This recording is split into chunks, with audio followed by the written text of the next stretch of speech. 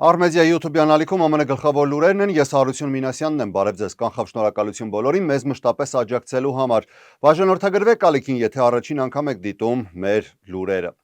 Սկսենք առաջինից, այսօր վաղ առավոտյան Վեսթ Հոլիվուդում խոշոր վթար էր տեղի ունեցել, պայթել էր ավելի քան 100 տարվա վաղեմություն ունեցող ջրատար խողովակը, այն էլ գլխավորը, փողոցները վերածելով գետերի, վնասելով տասնյակ շենքեր և ավտոմեքենաներ։ Ավելի ուշ նոր վտանգ է առաջացել, ջրի երկարատև հոսքի հետևանքով մայթի մի հատված փլուզվել է ու այնտեղ բացված հսկայական փոսի մեջ են ընկել երկու տղամարդ։ Դեպքը ֆիքսվել է ականատեսների տեսախցիկով, նախնական տվյալներով նրանք կարողացել են դուրս գալ, սակայն նրանց առողջական վիճակի վերաբերյալ պաշտոնական տեղեկություն դեռևս չկա։ Լոս Անջելեսի ջրի և էներգիայի վարչությունը, նույն ինքը LADWP-ն հայտնել է, որ վնասված խողովակը գտնվում է իրենց սպասարկման ներքո։ Մասնագետները շուրջ 4 ժամ շարունակ աստիճանաբար փակել են բարձր ճնշման փականները, որպեսզի համակարգում լրացուցիչ վնասներ չառաջանան, և միայն առավոտյան մոտավորապես ժամը 7-ին հաջողվել է ամբողջությամբ դադարեցնել ջրի արտահոսքը։ Հեղեղը լուրջ խնդիրներ է ստեղծել նաև հասարակական տրանսպորտի համար։ Ջուրը լցվել էր մետրոյի ավտոբուսների սպասարկման կենտրոն, ինչի հետևանքով մի շարք երթուղիներ ժամանակավորապես փոխվել կամ ուշացել են։ Լոս Անջելեսի քաղաքապետ Քերեն Բասսը նույնպես դեպքի վայրում էր և հայտարարել է, որ ջրի արտահոսքն արդեն դադարեցվել է, սակայն բնակիչներին և վարորդներին կոչ է արել խուսափել տարածքից, քանի որ դեռևս մասնագետները գնահատում են վնասներն ու իրականացնում են վերականգնման աշխատանքներ։ Նրա խոսքով, վնասների փոխհատուցման համար քաղաքացիները կարող են դիմել LADWP-ին։ Նա նաև նշել է, որ նման դեպքերը ցույց են տալիս քաղաքի ավելի քան 100 տարվա վաղեմություն ունեցող ենթակառուցվածքների խնդիրները։ Վեսթ Հոլիվուդի քաղաքապետ Ջոն Հայլմանը հայտնել է, որ ջրի հեղեղման հետևանքով վնասվել են փողոցներ, ստորգետնյա ավտոկայանատեղիներ, սակայն այս պահի դրությամբ, ըստ քաղաքապետարանի տվյալների, բոլոր բնակիչներն անվտանգ են և զանգվածային տարհանման անհրաժեշտություն չի առաջացել։ Նա ևս բնակիչներին կոչ է արել շրջանցել Սանսեթ Բուլվարի և Փալմ Ավենյուի շրջակայքը երթևեկության լուրջ խցանումների պատճառով։ LADWP-ի գլխավոր տնօրեն Դեյվ Հանսոնը դեպքի վայրում հայտնել է, որ արտահոսքը սկսվել է գիշերը ժամը 2:30-ին։ Նրա խոսքով, ջրամատակարարումը բնակիչների համար հիմնականում չի ընդհատվել, խմելու ջուրը շարունակում է անվտանգ լինել, իսկ գերատեսչությունն ակտիվացրել է արտակարգ իրավիճակների կառավարման կենտրոնը և ներգրավել լրացուցիչ անձնակազմ, հնարավորինս արագ վերականգնելու վնասված համակարգը։ LADWP-ի ջրային համակարգի գլխավոր օպերացիոն տնօրեն Անսելմո Քոլինզը պարզաբանել է, որ վնասվել է 1916 թվականին կառուցված 36 դյույմանոց գլխավոր ջրատարը։ Նրա խոսքով, հենց դրա պայթյունն է առաջացրել այդ փոսը։ Քոլինզը նաև ասել է, որ վթարի հստակ պատճառը դեռևս հայտնի չէ, սակայն նման խողովակների մաշվածությունը և գիշերային ժամերին համակարգում բարձր ճնշումը կարող էին նպաստել վթարին։ Պաշտոնյաները դեռևս չեն նշում, թե երբ ամբողջությամբ կավարտեն վերանորոգման աշխատանքները, սակայն վստահեցնում են, որ համակարգի վերագործարկումը կկատարվի միայն այն ժամանակ, երբ տարածքն ամբողջությամբ անվտանգ կճանաչվի։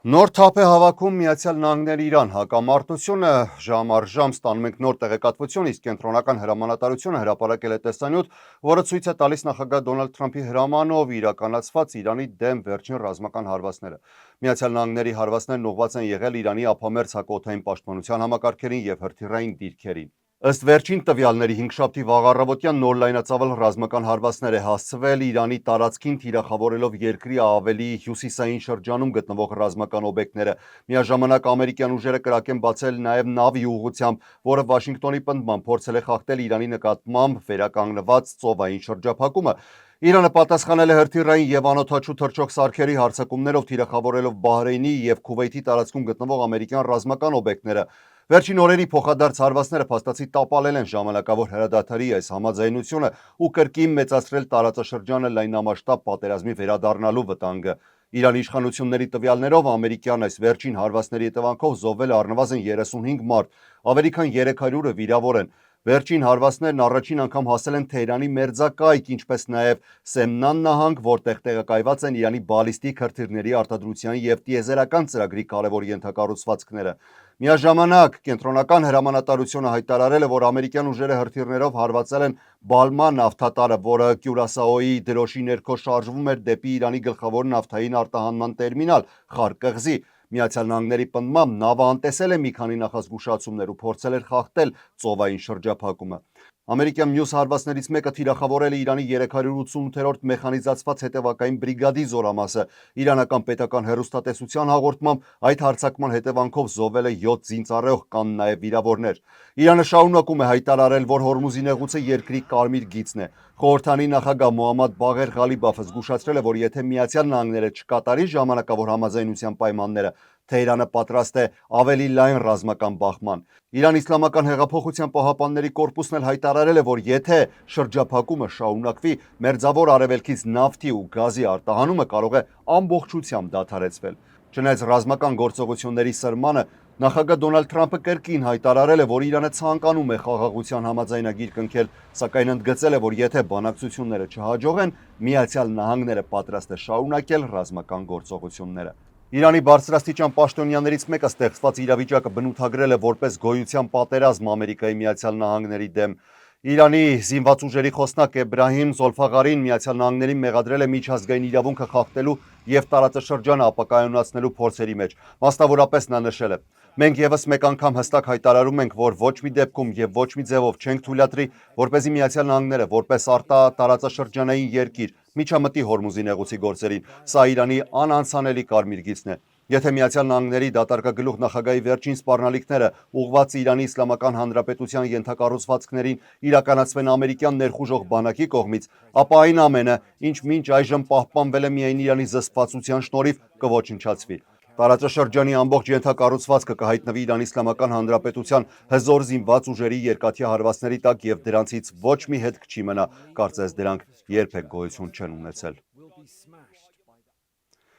Պատերազմի նախարարությունը մինչդեռ այլ հայտարարություններ է տարածում, մասնավորապես զինծառայողների առողջության նոր ծրագրի մեկնարկի մասին, որի շրջանակում կսկսվեն տեստոստերոնի մակարդակի պարբերական ստուգումներ։ Նախարար Փիթ Հեքսեթի խոսքով ամերիկացի զինծառայողներն ամեն օր աշխատում են իրենց ֆիզիկական եւ հոգեբանական հնարավորությունների առավելագույն սահմաններում, եւ բանակի ամենամեծ առավելությունը շարունակում է մնալ ոչ թե տեխնիկան, այլ հենց զինվորը։ Նախարարը նշել է, որ տարիքի հետ տեստոստերոնի մակարդակը բնականաբար նվազում է, ինչը կարող է ազդել ֆիզիկական պատրաստվածության, դիմացկունության եւ ընդհանուր առողջական վիճակի վրա։ Նոր ծրագրի համաձայն 30 եւ բարձր տարիքի բոլոր զինծառայողները տարին մեկ անգամ կանցնեն տեստոստերոնի մակարդակի ստուգում իրենց պարտադիր տարեկան բուժզնման շրջանակում։ Մինչև 30 տարեկանները նույնպես կկարողանան անցնել այդ հետազոտությունը, սակայն կամավոր կերպով։ Եթե բժիշկները բուժման անհրաժեշտություն տեսնեն, զինծառայողներն իրենք կորոշեն օգտվել տեստոստերոնի փոխարինող թերապիայից, թե ոչ։ Նախարարի գնահատմամբ ժամանակակից մարտադաշտը պահանջում է առավելագույն ֆիզիկական եւ հոգեբանական պատրաստվածություն, իսկ նման առողջական ցուցանիշների վաղ հայտնաբերումը կօգնի զինծառայողներին երկարաժամկետ պահպանել իրենց մարտունակությունն ու առողջությունը, ինչպես ծառայության ընթացքում, այնպես էլ դրանից հետո։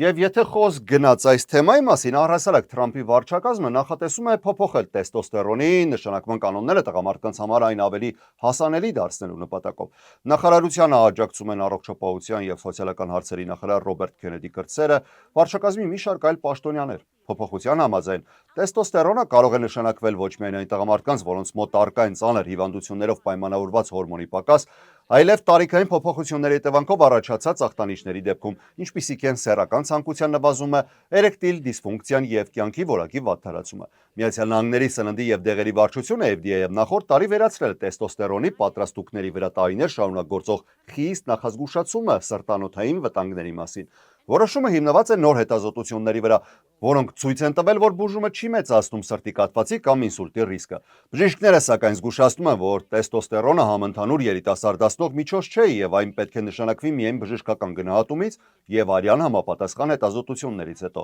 Մասնագետները նաեւ խորհուրդ են տալիս խուսափել ինտերնետում վաճառվող տեստոստերոն բարձրացնող հավելումներից, քանի որ դրանք FDA-ի կողմից հաստատված չեն եւ դրանց արդյունավետությունը գիտականորեն ապացուցված չէ։ Փորձագետները նաեւ ընդգծում են, որ տեստոստերոնային բուժումը խորհուրդ չի տրվում այն տղամարդկանց, ովքեր մոտ ապագայում ցանկանում են երեխա ունենալ։ Բացի այդ, շագանակագեղձի քաղցկեղ ունեցող կամ բարձր ռիսկային խմբում գտնվող տղամարդկանց դեպքում բուժումը պետք է նշանակվի առանձնահատուկ զգուշությամբ։ Մի պահ գանք Կալիֆոռնիա ու մասնավորապես հարավային Կալիֆոռնիա, այստեղ Սան Դիեգոյում դաշնային մեծածավալ գործողության արդյունքում 30 մարդու մեղադրանք է առաջադրվել West Coast Crips հանցախմբի հետ կապ ունենալու եւ բացօթյա թմրանյութերի վաճառքի ցանց կազմակերպելու համար։ Դաշնային իշխանությունների տվյալներով կասկածյալները Սան Դիեգոյի Imperial Avenue փողոցում Petco Park մարզադաշտից մոտ 2.5 կիլոմետր հեռավորության վրա կազմակերպել էին բացօթյա քրեք կոկաինի վաճառքի կետ, որտեղ թմրանյութերը վաճառվում էին անգամ օրը ցերեկով։ Գործողությանը մասնակցել են ավելի քան 350 դաշնային, նահանգային եւ տեղական իրավապահ մարմին։ Խուզարկություններ են իրականացվել 21 հասցեում, ձերբակալվել է 28 մարդ, իսկ եւս երկուսը շարունակում են հետախուզվել։ Հարավային Կալիֆոռնիայի դատախազ Ադամ Գորդոնը հայտարարել է. Ուզում եմ, որ ուղերձը պարզ լինի։ Սան Դիեգոն դերախտ է, բայց ոչ գանգստերների համար։ Քննության տվյալներով մեղադրյալներից առնվազն 22-ն արդեն նախկինում դատապարտված են եղել ծանր հանցագործությունների համար, հիմնականում թմրանյութերի վաճառքի, իսկ 5-ը դեռևս գտնվել են պայմանական կամ հետդատապարտման վերահսկողության ներքո։ Մինչ թողարկման հաջորդ նյութերին անցնելը կցանկանայի թողարկման այս հատվածում շնորհակալություն հայտնել մեր գլխավոր գործընկերոջը Վիվալդի Քեթրինգին։ Միշտ կարևոր արժեք է եղել հայկական օջախում հյուրընկալությունը, իսկ այսօր այն կարող է նաև առանց ժամեր շարունակ խոհանոցում անցկացնելու լինել։ Վիվալդի Քեթրինգը կհոգա լավագույն հյուրասիրության մասը, իսկ դուք պարզապես ժամանակ անցկացնեք ձեր ընտանիքի հարազատների կամ հյուրերի հետ։ Եթե պատվեր կատարելիս նշեք, որ Վիվալդի Քեթրինգի մասին տեղեկացել եք Արմեդիայից, այսինքն մեզանից, ձեզ սպասվում է հաճելի անակնկալ։ Պատվերները կարող եք կատարել ինչպես առցանց, այնպես էլ զանգարելով 707 771 77 71 հեռախոսահամարով։ 12 appetizers, 5 hot dishes,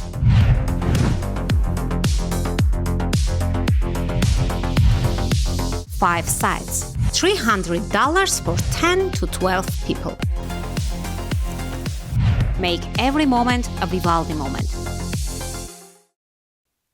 Շարունակենք լուրերը, այսօր երեկոյան նախագահ Դոնալդ Թրամփը պատրաստվում է հեռուստատեսային ուղերձով դիմել Ամերիկայի Միացյալ Նահանգների բնակիչներին։ Թեմաները նախնական նշել են, որ լինելու են ընտրությունները, ընտրությունների անվտանգությունը, ընտրական գործընթացները, սակայն մի շարք վերլուծաբաններ նշում են, որ հնարավոր է, որ ելույթում տեղ ունենա ու կարևոր տեղ ունենա Իրանի հետ ընթացող ռազմական գործողությունները։ Թրամփը հայտարարել է, որ պատրաստվում է ներկայացնել մեծ հայտարարություն, ընդգծելով, որ առանց ազատ եւ արդար ընտրությունների երկիրը չի կարող գոյություն ունենալ։ Նրա խոսքով ելույթը կներառի նաեւ այլ կարևոր թեմաներ, սակայն մանրամասներ դեռևս չի հրապարակել։ Սպիտակ տունը նշել է, որ նախագահի վերջնական խոսքի բովանդակությունը դեռևս կարող է փոփոխվել եւ մինչեւ ելույթի մեկնարկը հայտնի չէ, թե ինչ հարցերի վրա է նա կենտրոնանալու։ Սպասվող ելույթը մեծ քաղաքական արձագանք է առաջացրել։ Հանրապետականների մի մասը հայտարարել է, որ ուշադրությունը պետք է կենտրոնացնել հենց այս 2026 թվականի միջանկյալ ընտրությունների վրա։ Մինչդեռ դեմոկրատները պնդում են, որ նախագահը ընդամենը կրկին անդրադառնալու է նախկին ընտրությունների վերաբերյալ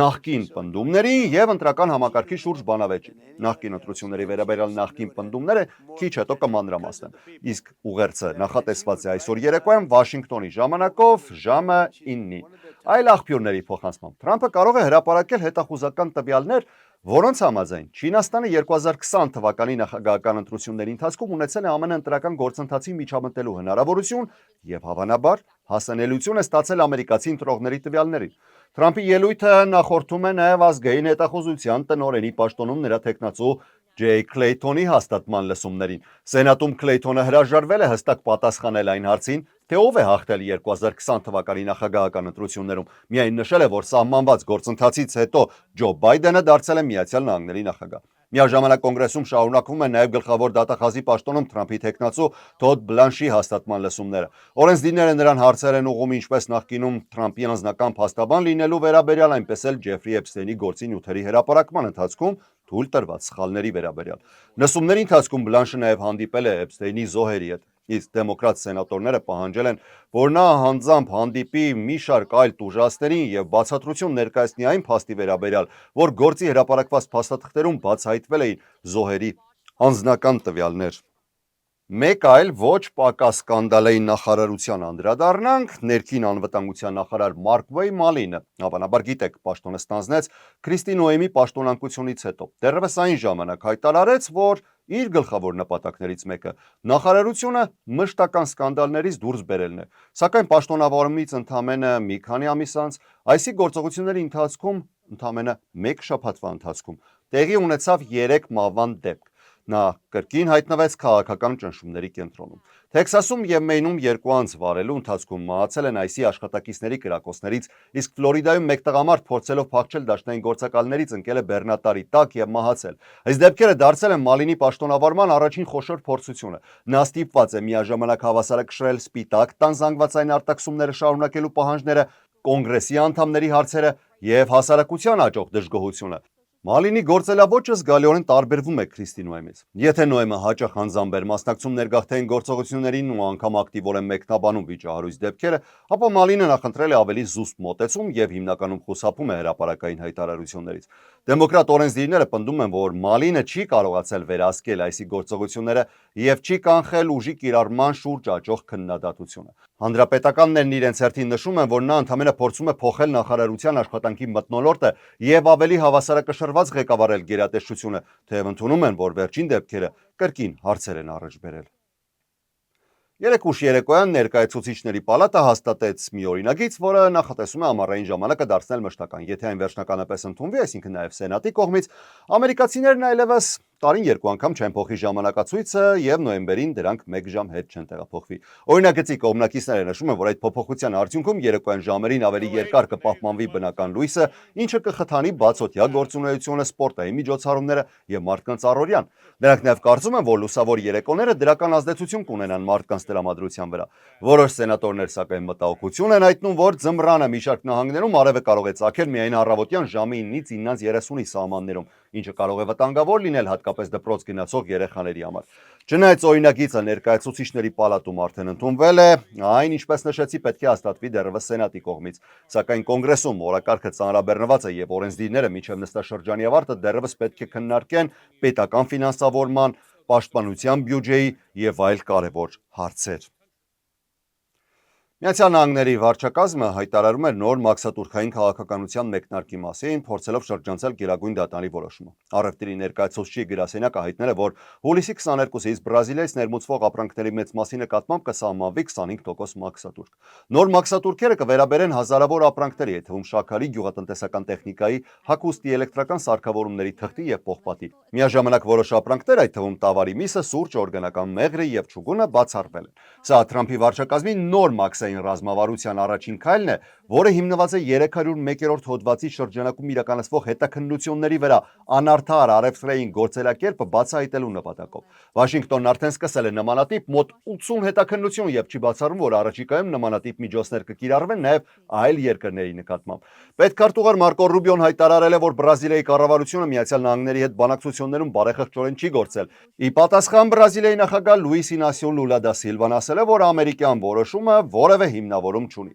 Նրա խոսքով Բրազիլիան շարունակելու է դիվերսիֆիկացնել իր առևտրային գործընկերներին եւ նոր շուկաներ բացել երկրի արտադրանքի համար։ Միացյալ Նահանգների հետաքննությունը վերաբերում է նաեւ Բրազիլիայում ապօրինի անտառահատումներին եւ երկրի ակնթարթային վճարումների փիքս համակարգին, որը ըստ Վաշինգտոնի անբարենպաստ պայմաններ է ստեղծում վարկային քարտերի ընկերությունների համար։ Բացի այդ, երկիրը ներգրավված է ԱՄՆ-ի մեկ այլ առևտրային հետաքննության մեջ, որը պետք է ավարտվի հուլիսի 24-ին եւ կարող է հանգեցնել լրացուցիչ մաքսատուրքերի սահմանմանը։ Այս ժամի համար այսքանն ենք նախատեսել, ես Հարություն Մինասյանն եմ, իսկ երեկոյան թողարկման ժամանակ սպասեք Էմմա Շաբոյանին։ Շնորհակալ եմ ուշադրության համար։ Ամենակարևորը՝ առողջ եւ խաղաղ եղեք։ Ցտեսություն։